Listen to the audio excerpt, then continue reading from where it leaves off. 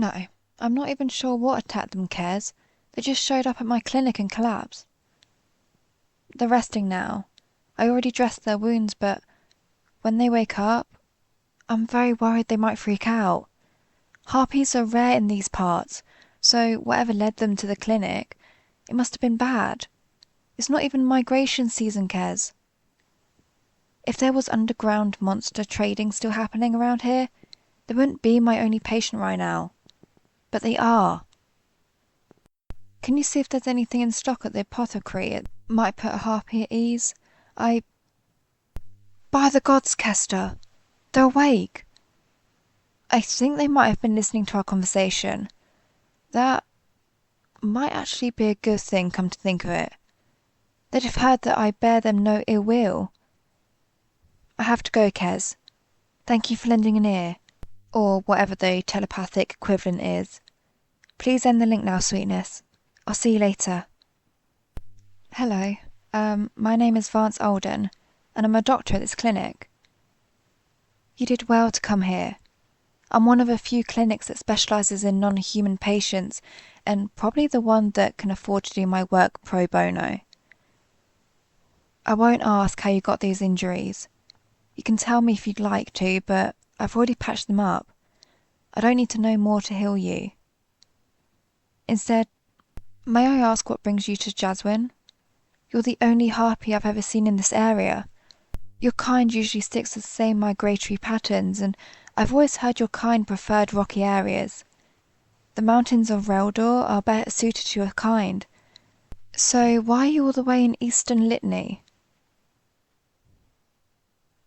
I see. Though it's technically illegal to own any sapient being, there are many nobles who get away with it anyway, and underground slave trading is still very much an active business. But clinics like this one are protected under Litanian law. If anyone tries to harm any sapient non-human within these walls, it's considered treason against the king. It's most likely why there are so few clinics that treat non-humans. I've heard rumours of healers being bribed to quit. Others have had their access to medical supplies cut off. Unfortunately, legal resources for it is difficult and time-consuming. You don't have to worry about my clinic. Like I mentioned, I can afford to help people pro bono. I'm actually a noble myself, although it's my spouse who handles the politics for me. I'm no good at diplomacy and taxes and law and whatever else there is. But I use the family fortune to fund my clinic. May I look at your wings? I had a look while you were still unconscious, but I didn't have the context for your situation that I do now. I'm not going to do anything. I just need to touch them. Thank you for being so calm and agreeable. I can't imagine I'd be putting so much trust in a stranger if I'd been through even half of what you've been through. You haven't been able to fly since you escaped, have you? No, I didn't think so.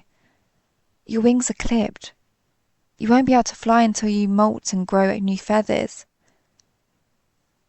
Not that I'd recommend flying until you're all healed up, of course. I'll take some time, especially for the wounds on your legs and torso. Wounds to a harpy's wings can heal quickly, but the rest of the body has a much slower healing process as a result. Do you happen to know how much slower your body heals compared to, say, a minotaur, or a lycanthrope, or even a neko?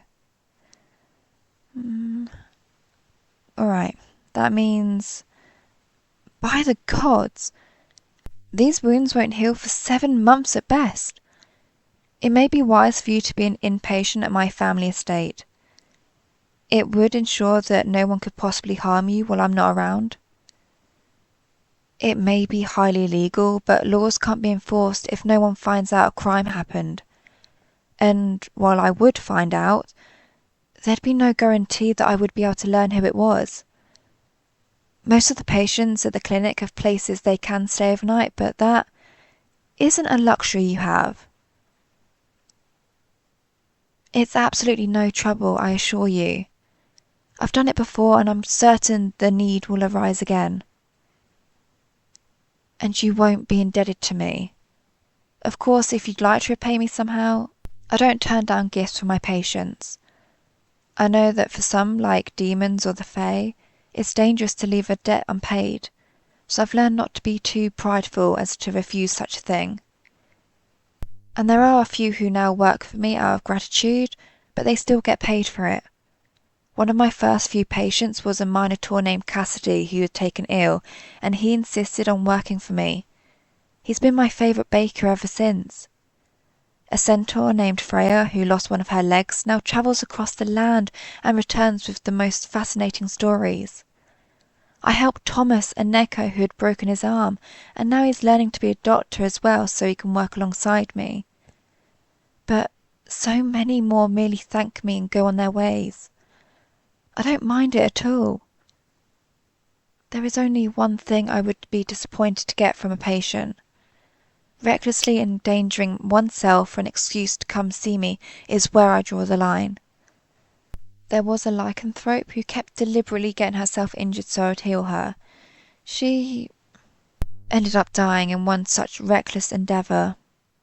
If you do wish for an excuse one day, you may drop by to see me as a friend. Although, I suppose we're quite some time away from thinking about that, aren't we? I've blathered on long enough. Would you accompany me as I return home? Your wounds are all stabilised and you shouldn't experience too much difficulty walking. My coachman should be here soon to bring me back, so even if you find walking somewhat painful, you won't have to worry about it for more than a few minutes. I'm glad to have gained your trust. I suppose it may come more easily since you've heard me speaking candidly to my spouse about you. Yes, we were using a telepathic link. I'm no good with most magic aside from healing and a few simple light spells, so they're always the one who reaches into my mind when they want to talk. Although, why don't you put an arm around me for support? Take it easy now, and let me know if you need us to stop or slow down.